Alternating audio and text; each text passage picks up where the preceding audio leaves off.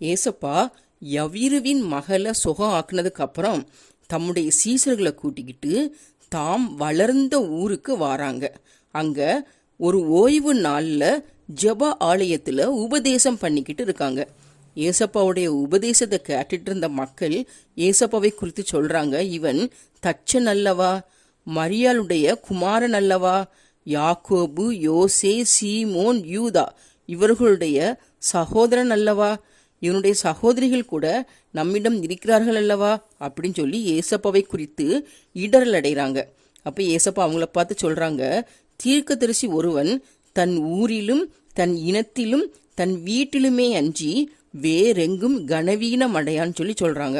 அவங்க ஏசப்பாவை தேவனுடைய குமாரன் சொல்லி விசுவாசிக்காம மரியாளுடைய மகள்னு சொல்லி நினைச்சாங்க. சரியா? அதனால அவங்களுடைய அவிசுவாசத்தின் நிமித்தம் ஏசப்பா அந்த ஊர்ல சில நோயாளிகளை மட்டும்தான் குணப்படுத்தினாங்க. சரியா?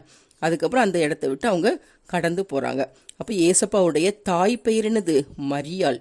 இயேசுவின் தந்தை யோசேப்பு. ஏசப்பா என்ன தொழில் செய்து வந்தாங்கன்னா தச்சு தொழில் செய்து வந்தாங்க.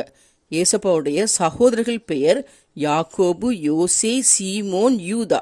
சரியா? ஏசப்பா ஏன் தாம் வளர்ந்த ஊர்ல அநேக அற்புதங்கள் செய்யல? அவங்களுடைய அவிசுவாசத்தின் நிமித்தம்.